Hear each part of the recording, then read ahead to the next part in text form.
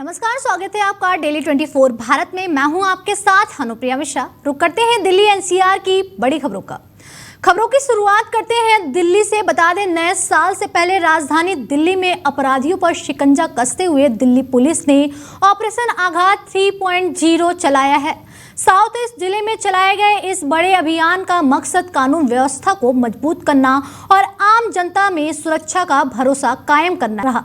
इस ऑपरेशन के तहत दिल्ली पुलिस ने एक्साइज एक्ट, एनडीपीएस एक्ट और गैम्बलिंग एक्ट के मामलों में 285 आरोपियों को गिरफ्तार किया है। वहीं निवारक कार्रवाई के तहत 504 लोगों को हिरासत में लिया गया, जबकि 116 बदमाश प्रवृत्ति के व्यक्तियों पर भी कार्रवाई की गई। अभियान के दौरान पुलिस ने प्रॉपर्टी क्राइम में शामिल 10 अपराधियों और 5 ऑटो लिफ्टरों को भी दबोचा है। कानून व्यवस्था बनाए रखने के लिए कुल 1306 लोगों पर निवारक कार्रवाई की गई है। बरामदगी की बात करें तो ऑपरेशन आघात 3.0 के दौरान पुलिस के हाथ 21 देशी पिस्टल, 20 जिंदा कारतूस और 27 चाकू लगे हैं। इसके अलावा 12,258 क्वार्टर शराब, 6.01 किलो गांजा और जुए से जुड़े मामलों में 2,30,990 रुपए नगद बरामद किए गए हैं। इतना ही नहीं, पुलिस ने 310 मोबाइल फोन, 231 दोपहिया वाहन और 1 4 पहिया वाहन भी जब्त किए हैं। इस पूरे अभियान को लेकर DCP south east Hemant Tiwari ने कहा है कि ऑपरेशन आघात 3.0 का उद्देश्य अपराध पर लगाम लगाना और लोगों में सुरक्षा की भावना को मजबूत करना है। उन्होंने ये भी साफ किया है कि दिल्ली पुलिस की यह सख्त कार्रवाई आगे भी लगातार जारी रहेगी। नए साल से पहले दिल्ली पुलिस का ये एक्शन साफ संदेश देता है, अपराधियों के लिए राजधानी में कोई जगह नहीं है। वहीं राजधानी दिल्ली में एक बार फिर प्रदूषण ने डराने वाली तस्वीर पेश की है। हवा की रफ्तार धीमी होने और तापमान में गिरावट के चलते शुक्रवार को हवा खराब से बेहद खराब श्रेणी में पहुंच गई, जो शनिवार को भी बरकरार है। आज सुबह राजधानी की शुरुआत घनी धुंध और कोहरे की मोटी चादर के साथ हुई, जिससे दृश्यता बेहद कम हो गई। Air quality early warning system for Delhi के मुताबिक शनिवार सुबह दिल्ली का औसत AQI 353 दर्ज किया गया, जो बेहद खराब श्रेणी में आता है। CPCB के आंकड़ों के अनुसार राजधानी के कई इलाकों में हालात और भी चिंताजनक है।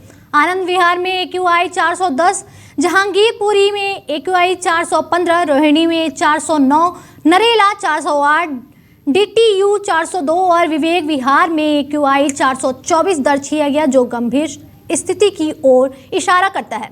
वहीं अलीपुर में 377, अशोक विहार 388, चांदनी चौक 380, ITO 389, मुंडका 377, पंजाबी बाग 361 और RK पुरम 363 में भी हवा बेहद खराब बनी हुई है। विशेषज्ञों का कहना है कि गंभीर प्रदूषण की स्थिति में सेहत पर सीधा असर पड़ता है। ऐसे में लोगों को सावधानी बरतने और बेवजह बाहर निकलने से बचने की सलाह दी जा रही है। बता दें, नए साल और न्यू ईयर के जश्न से पहले दिल्ली पुलिस और प्रशासन पूरी तरह अलर्ट मोड में आ गया है। 31 दिसंबर की रात राजधानी के बाजारों, क्लबों, पब और पार्टी वेन्यू में भारी भीड़ को देखते हुए इस बार सुरक्षा में कोई ढील नहीं दी जाएगी। हाल ही में गोवा के एक नाइट क्लब में हुए हादसे के बाद सुरक्षा को लेकर सतर्कता और बढ़ा दी गई है। हौज खास, साकेत, वसंत कुंज, ग्रेटर कैलाश और कनॉट प्लेस जैसे इलाकों में स्थित क्लबों और रेस्टोरेंट ने एडवांस बुकिंग सीमित कर दी है, ताकि क्षमता से ज़्यादा भीड़ ना हो। क्लबों में 2 गुने सुरक्षा guard, bag checking, mental detector और हैंड हेल्ड स्कैनर तैनात किए जाएंगे। दिल्ली पुलिस के मुताबिक नए साल पर करीब 20,000 पुलिसकर्मी तैनात रहेंगे। दिल्ली की सीमाओं पर भी अतिरिक्त सुरक्षा रहेगी। प्रशासन ने लोगों से अपील की है कि नियमों का पालन करें, ताकि नए साल सुरक्षित और खुशहाल तरीके से मनाया जा सके। वहीं अगली खबर ग्रेटर नोएडा से है, जहां कलेक्ट्रेट सभागार में जिलाधिकारी मेधा रूपम की अध्यक्षता में खाद्य सुरक्षा समिति की अहम बैठक आयोजित की गई। बैठक में खाद्य सुरक्षा एवं औषधि प्रशासन द्वारा की जा रही प्रवर्तन कार्रवाइयों की विस्तृत समीक्षा की गई। जिलाधिकारी ने आने वाले त्योहारों को देखते हुए विशेष सैंपलिंग अभियान चलाने के निर्देश दिए ताकि मिलावटखोरों पर समय रहते लगाम लगाया जा सके। डीएम ने साफ कहा है कि खाद्य पदार्थों में मिलावट किसी भी सूरत में बर्दाश्त नहीं की जाएगी और दोषियों के खिलाफ सख्त कार्रवाई की जाएगी। इसके साथ ही रेस्टोरेंट, ढाबे, स्कूल, कॉलेज और छात्रावास की कैंटीनों का नियमित और आकस्मिक निरीक्षण करने के आदेश दिए गए हैं। डीएम ने कहा है कि नियमित जांच के जरिए खाद्य गुणवत्ता सुनिश्चित की जाए। बैठक में यह भी निर्देश दिया गया है कि जिन प्रतिष्ठानों पर जुर्माना लगाया गया है उनसे तय समय सीमा में वसूली की जाए। जरूरत पड़ने पर आरसी जारी कर कार्रवाई को अनिवार्य रूप से पूरा किया जाए। वहीं प्रशासन ने भी साफ संदेश दिया है, जन स्वास्थ्य से खिलवाड़ करने वालों के खिलाफ सख्त कदम जारी रहेंगे। वहीं ग्रेटर नोएडा से स्वास्थ्य व्यवस्था को झकझोर देने वाली खबर सामने आई है। बता दें, ऑपरेशन के दौरान महिला के पेट में कपड़ा छोड़ने के गंभीर मामले में अब स्वास्थ्य विभाग की लापरवाही की पोल खुल गई है। कोर्ट के आदेश पर गौतम बुद्ध नगर के सीएमओ नरेंद्र कुमार समेत कुल 6 डॉक्टरों और अधिकारियों के खिलाफ एफआईआर दर्ज की गई। मामला नॉलेज पार्क थाना क्षेत्र के वैक्सीन अस्पताल से जुड़ा है, जहां एक महिला की डिलीवरी के दौरान कथित तौर पर भारी लापरवाही हुई है। आरोप है कि 14 नवंबर 2023 को हुई डिलीवरी के बाद ऑपरेशन के दौरान महिला के पेट में करीब आधा मीटर कपड़ा छोड़ दिया गया, जिसका खामियाजा महिला को जिंदगी भर भुगतना पड़ेगा। पीड़िता का दावा है कि इस लापरवाही के चलते वह अब कभी मां नहीं बन पाएगी। सबसे चौंकाने वाली बात यह है कि करीब 1.5 साल बाद दोबारा किए गए ऑपरेशन के दौरान महिला के पेट से आधा मीटर कपड़ा निकाला गया, जिसके बाद यह मामला सामने आया। इस केस में वैक्सीन अस्पताल के doctor Anjana Agarwal, doctor Manish Goyal, doctor Swami, तत्कालीन सीएमओ नरेंद्र कुमार और 5 अधिकारी रहे। डॉक्टर चंदन सोनी तथा डॉक्टर आशा किरण चौधरी के खिलाफ एफआईआर दर्ज की गई। यह मामला न सिर्फ एक अस्पताल बल्कि पूरे स्वास्थ्य सिस्टम पर बड़ा सवाल खड़ा करता है। अब देखना होगा कि जांच में क्या सामने आता है और पीड़िता महिला को न्याय कब तक मिलता है। बता दें, ग्रेटर नोएडा इंटरनेशनल एयरपोर्ट सुरक्षा ऑडिट में फेल हो गया। बीसीएएस और नागरिक उड्डयन मंत्रालय के अधिकारियों द्वारा किए गए हालिया सिक्योरिटी ऑडिट में एयरपोर्ट 25 से अधिक सुरक्षा मानकों पर खड़ा नहीं उतर पाया।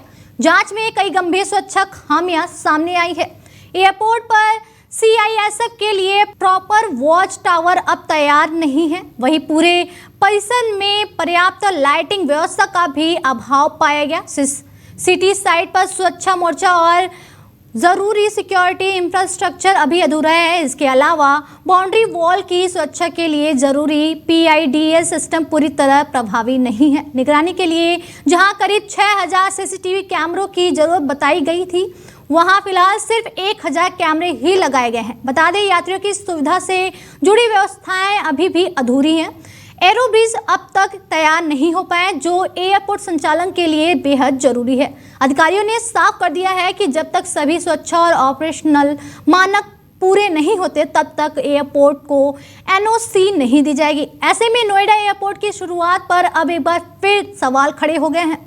वहीं ग्रेटर नोएडा की यमुना सिटी में अब ईवी चार्जर और सौर ऊर्जा उपकरणों का निर्माण किया जाएगा, जिससे क्षेत्र में हरी तकनीक के क्षेत्र में बड़ी पहचान मिलने वाली है।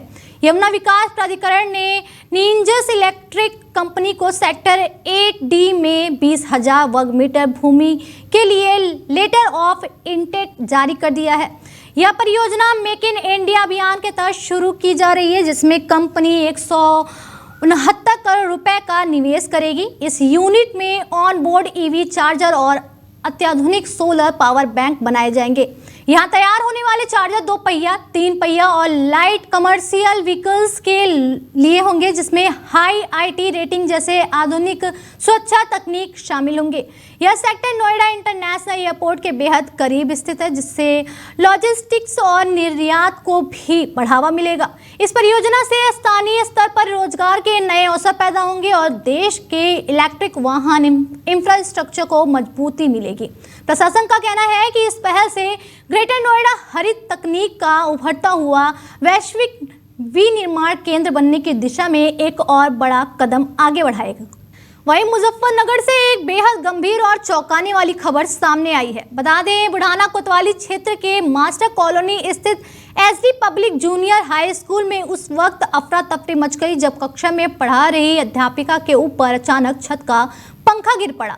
हादसे में अध्यापिका मीनू की आंख, नाक और कान में गंभीर चोटें आई। बताया जा रहा है कि स्कूल की इमारत जर्जर हालत में है और इससे पहले भी इसी स्कूल में छत से पंखा गिरने की घटनाएं हो चुकी हैं, लेकिन प्रबंधन ने कोई सबक नहीं लिया। घटना के बाद घायल अध्यापिका को इलाज के लिए अस्पताल में भर्ती कराया गया।